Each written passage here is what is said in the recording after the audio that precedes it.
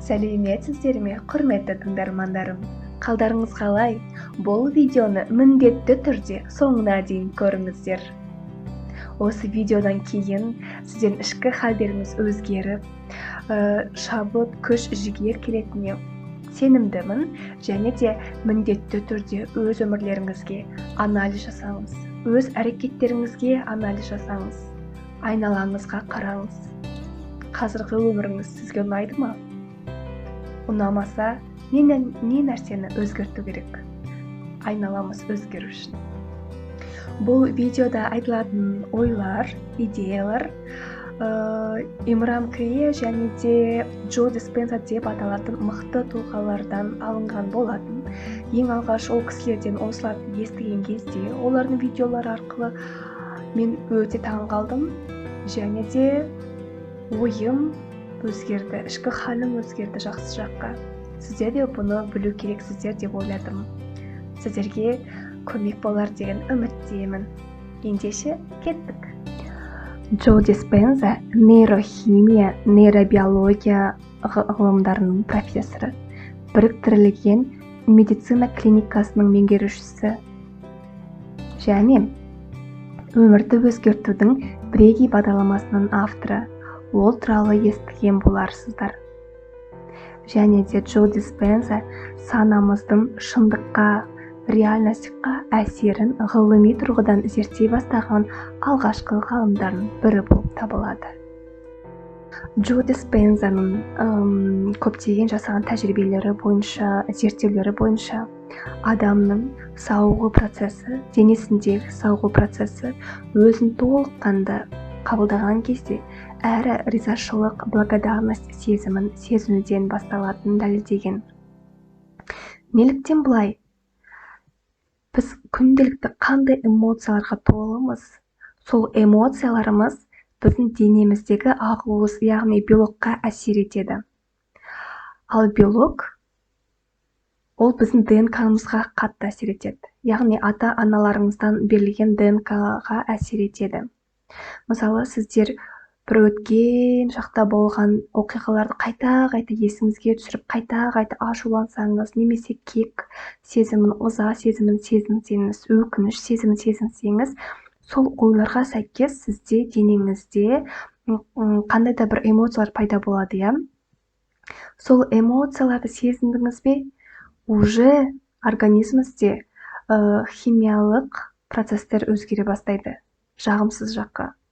Яғни сол эмоциялар ДНК-ның ауру тудыратын ДНК-ларға әсер ете береді, ести береді.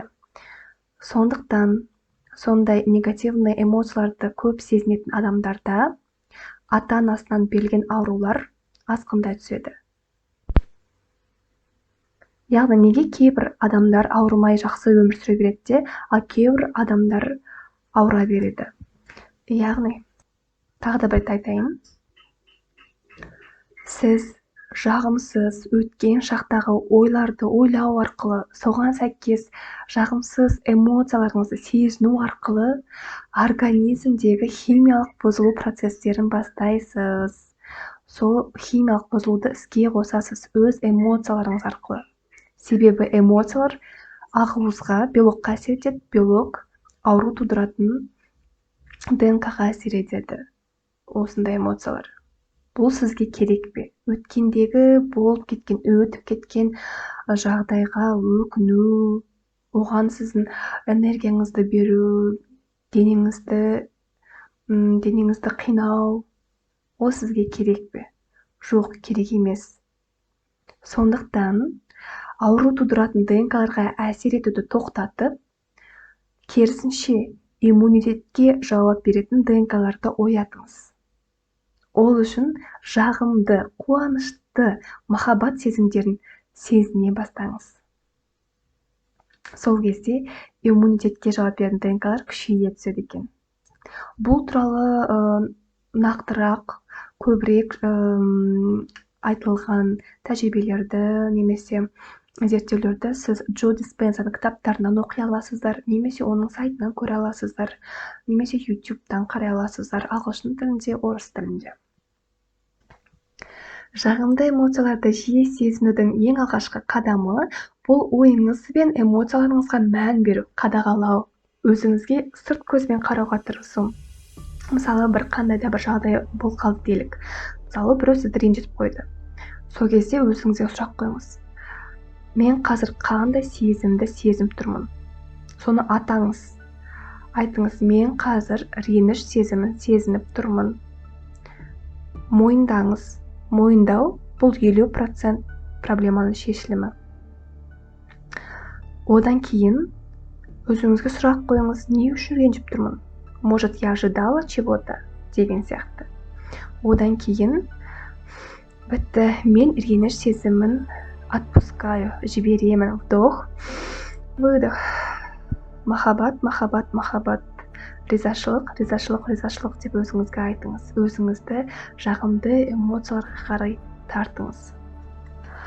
Өзіңізді кінәламауға тырысыңыз және өзгелерді кінәламауға тырысыңыз. Өзіңізге махаббат бере бастаңыз. Сонда әлемге де махаббат жайылады. Өзгеріс өзіңізден басталады. Бос уақытыңыз болған кезде қағаз алып, соның үстіне жазыңыз. Мен қандай болғым келеді? Қандай адам болғым келеді? Қандай эмоцияларды сезінгім келеді? Қандай тұлға болуым керек деген сияқты барлығын тізіп жазып, сонда тұлға болуға тырысыңыз. Және де ризашылық, благодарность сезімін көбірек сезінуге тырысыңыз. Тіпті ол сезімді сезінбесеңіз де бір-бірден айта бастаңыз. Мен көздерім бар болғанына, құлағымның бар болғанына ризамын. Су бар болғанына, таза ауа бар болғанына ризамын. Өмір сүретініне ризамын. Киім бар болғанына ризамын. Баспанам бар болғанына ризамын деген сияқты ризашылық болатын жағдайларды тізіп шығыңыз. Ал Имра мастердің айтатыны, адам баласын Құдай күшті, мықты етіп жаратты. Адам жаман әдеттердің, зиянды әдеттердің құлы болмауы керек, құлы да емес деп. Мысалы, егер бір адамда зиянды әдеттері бар болса, мысалы, темекін тастай алмай жүрсе, немесе ішімдікке құмар болса, онда біліңіз дейді, бұл темекіні сіз емес, сіз арқылы төменгі астралды сущностьтер тартып отырады. Ішімдікте дәл солай. Сіз арқылы төменгі астралды сущностьтер ішімдікті ішеді. Сіз емес, сіз арқылы. Сіз оларға жоқ, осы зиянды әдетке жоқ дей аласыз. Сізде күш, жігер Құдайдан берілген бар. Тек соған ниет етіп, жоқ, бітті, мен зиянды әдеттерді тастаймын деп ниет етсеңіз, және де болды деп өзіңізге айтсаңыз, сол кезде сіз зиянды әдеттерден арыласыз. Себебі сізде күш бар. Осы сәттен бастап мен төменгі сущностьтердің жертвасы емеспін деңіз. Болды. Осыдан бастап сау болыңыз енді. Және де тағы айтатыны, жазылмайтын дерт жоқ, емделгісі келмейтін адамдар бар деп айтады. Яғни сіздің сау болыңыз, немесе ауру болуыңыз, сіздің ниетіңізге де байланысты, қалауыңызға да байланысты. Егер сіз сау болғыңыз келсе, сіз сау боласыз. Соған байланысты әрекеттер таңдайсыз, соған байланысты ниет етесіздер. Өзіңізді сау, мықты, керемет адам ретінде сезіне бастаңыз. Және тағы да Имра мастердің айтатыным, біздің ойларымыз көбінесе біздікі емес. Яғни жағымсыз ойлар бізді мазалай берсе, бұл жағымсыз ойлар бізге сырттан келеді. Ол ойлар біздікі емес, сондықтан жағымсыз ойларға мән бермеңіз.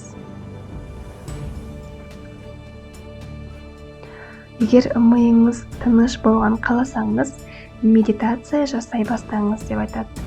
Медитация дегеніміз бұл миымызды тынышталдыру, ойларды ойламауға тырысу. Арқаңызды тік ұстап, сіздің омыртқаларыңыз арқылы жоғарыдан төмен қарай Құдайдан келген энергияны өткізу. Өз денеңізді сезіну, санаңызды денеңізге бағыттау. Бұл туралы Джо Диспенза да айтады. Себебі Джо Диспенза жас кезінде қатты аварияға түсіп, өте қатты жарақат алып, төсекте жатып қалады. Врачтар оны болды, сіз енді өмір бойы инвалид боласыз деп айтқан болатын. Бірақ Джо Диспенза оған келіспей, саналы түрде өз санасын, сознаниясын өз денесіне бағыттай бастады. Әр мүшесін сезіне отырып, соларды қимылдатқандай болып тырысып жүрді.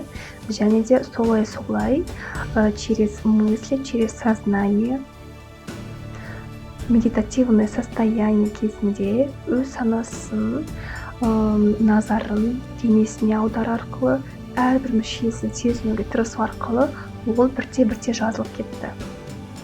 Ол туралы да интернеттен оқи аласыздар.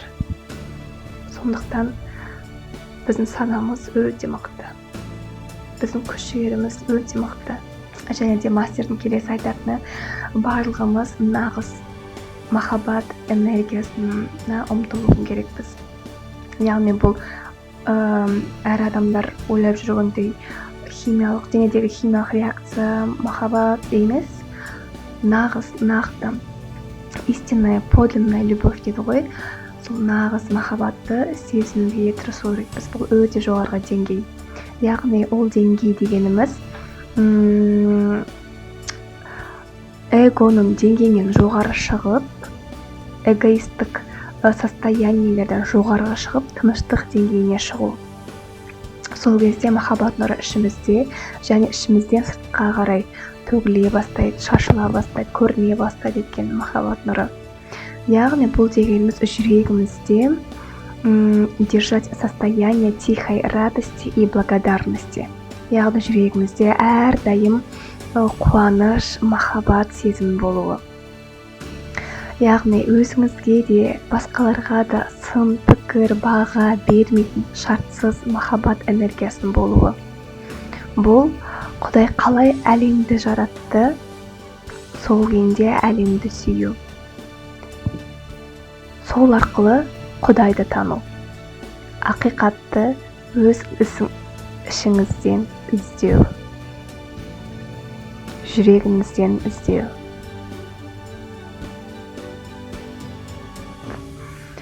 Бүгінге әзірге осындай сияқты тағы да басқа видеолар көргілеріңіз келсе, комментарий жазатын жерге өз ойларыңызды қалдырып кетіңіздер. Және де басқа ұсыныстарыңыз болса да жазуға қысылмаңыздар. Менің көрерменім болғандарыңыз үшін көп рахмет. Мен өте ризамын. Және сіздерге пайдалы болды деген үміттемін. Келесі видеода кездескенше.